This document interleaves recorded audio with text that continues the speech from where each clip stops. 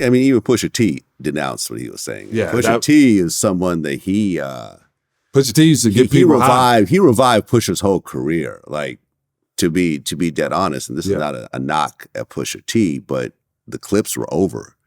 And, the clips were done. They'd broken up. Malice changed his name to No Malice, and he was doing Christian music. And really, Pusha was out there by himself. Kanye took him under his wing and gave him that energy and gave him that production and suddenly put Pusha T back in the conversation of one of the great lyricists of this era. So the fact that Pusha T even said, I'm not feeling this. Exactly. Says a lot. And see, that's why I said he's not, whoever was in his camp or wherever he's learning it from, even to the point now, I think now Kanye is smart enough to have somebody to bounce things off and fact check. Man, his camp is lame as fuck. You got Nick Fuentes in your camp who you're doing, like, Nick Fuentes is right there next to him with Alex Jones. Nick Fuentes was in that, like, Tim podcasting that he walked out of, along with Milo. Nick Fuentes, and I've said this, like, to all the women out there who are supporting Kanye right now, know that his best friend, Nick Fuentes, believes that women should not have the right to vote. He has said this publicly. He's called the black vote the N-word vote. He's compared, the gas chambers and Jews getting killed to cookies in the oven.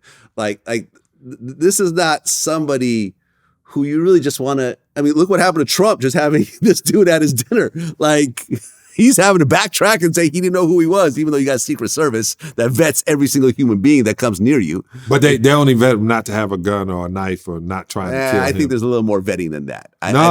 Well, this is another thing. I think the Secret Service will do a background check on someone before. Yeah, but I don't think he knew. I really did. Now, I'm not here to defend Trump. The way Trump is, Kanye's coming. You got to realize when you're dealing with him, you're not going to be able to tell him what to do. He can't say, hey, this guy with Kanye did it. He's not going to listen to it. Maybe you're right. Maybe you're wrong. I don't know.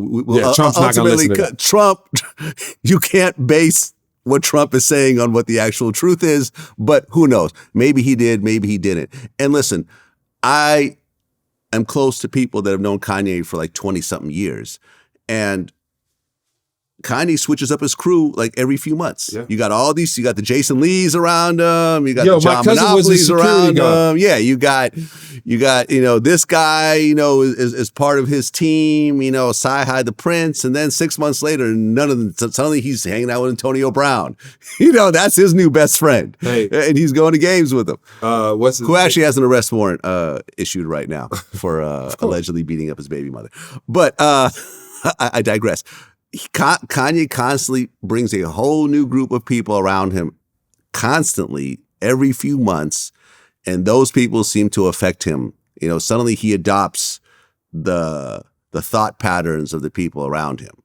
Candace Owens, once again, a brand new person that suddenly pops up around him, and suddenly you hear Candace Owens through his speech, right? Which, I don't know, man. Like, at the end of the day, I don't think I'd interview Kanye, not because of the statements, but because I feel like this is a mentally disabled person at this point. I feel this is someone who's bipolar, who's not on medication.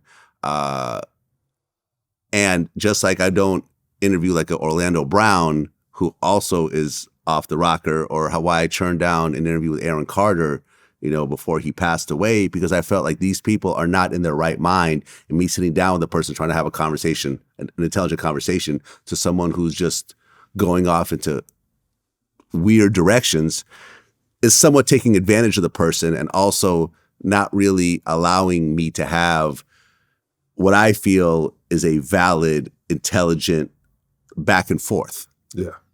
That's how I feel. But if you want to interview him, cool. I can't wait to interview him. And so, Cersei? Cersei? From Game of Thrones? Yeah, the mom? Queen. The Queen? Yeah. You see how she kept changing the small group of people. She would change to this person, they brought this guy from this, and when you don't agree with them, they're going to set up a crew around them that agrees with what they say and is complicit. That's what's happening right now. Who are blinded by fame and drunk in its I don't know, in its liquor is a bad situation when you sit around not to sit and think. One of the coolest things Kanye did is when I saw Dave Chappelle and all and went to Wyoming. He was with his dad and he was going, and you get there to step outside of the matrix and, you know, at that time. But then every day you feel you have to do something in order to stay relevant. And that's dangerous. Pain is a terrible, terrible drug.